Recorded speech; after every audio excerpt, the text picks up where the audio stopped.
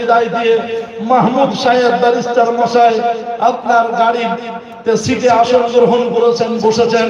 ডান দিকে ড্রাইভার গাড়ি স্টার্ট দিয়েছেন। এবারে গিয়ারটা চেঞ্জ করে আপনার এক্সেলারেটরে পা রেখে গাড়ি আগাবেন। সেই শেষ মুহূর্তে, এন্ড টাইমে, বিদায় মুহূর্তে, লাস্ট সময়ে সৈয়দ আহমদ খান সাহেব গাড়ির জানালাটার কাছে গিয়েছেন। ডাউন, নামাও নামাও নামাও বাবা, কাজটা নামাও। মাহমুদ কাজটা নামিয়ে দিলেন।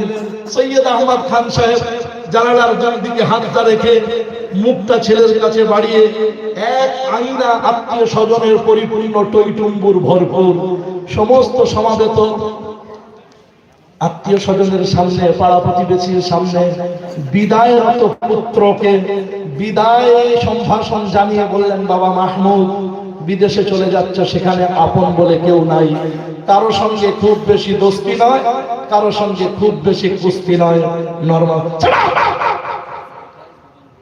You are mentally disbalance person. আপনি আমার পিতা, এটা আমাকে পরিচয় দিতে খারাপ লাগছে।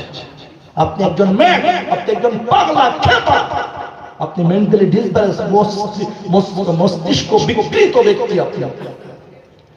সবাই অবাক, হতবিস্ময়ে বিস্মিত। যে ছেলে পিতার মুখের উপরে কোনোদিন চোখ তুলে, মাথা তুলে কথা বলে না, সুবোধ বালকের মতো সব কথা মেনে নেয় বিনা বাক্যে নতশিরে, আজকে সিংহের মতো হুঙ্কার করে অমরস্পর্শী আওয়াজে পিতাকে হুঙ্কার দিয়ে এমন একটা কথা বলে, ব্যাপারটা কি? সৈয়দ আহমদ খান সাহেব পরিস্থিতি